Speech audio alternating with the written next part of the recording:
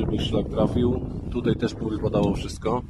Na dzień dobry, jak przyszedłem zabrać auto, jak się ewakuowaliśmy szybko.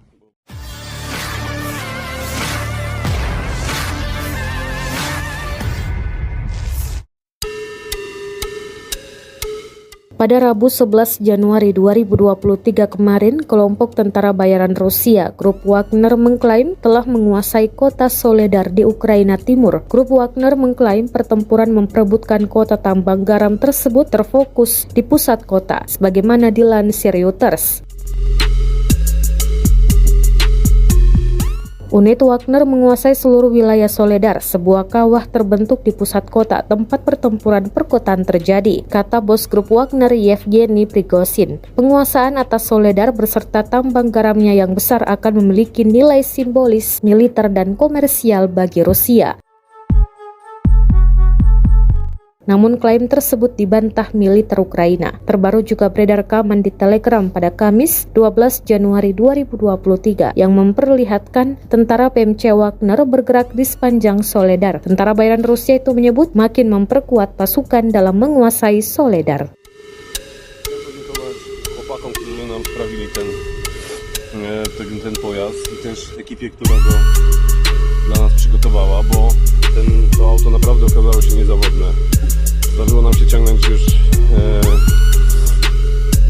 opancerzonego Defendera, zdarzyło nam się ciągnąć Nissana. Efekt strzału, szybki szlak trafił, tutaj też wypadało wszystko. Na dzień dobry, jak przyszedłem zabrać auto, jak się ewakuowaliśmy szybko, bo budynek płonął. Musieliśmy się szybko ewakuować. Jak się to... Nie będę przeklinał, bo mogą oglądać dzieci, ale tu akurat drzwi nie działają. Wymieni się będzie funkcjonalówka. Dziura przy baku. Na szczęście bak nie przebity, przynajmniej żadnych śladów. Drzwi się nie otwierają.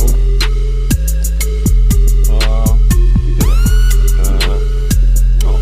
Także wymienimy... koło jeszcze. Na szczęście jest tylko jedno koło.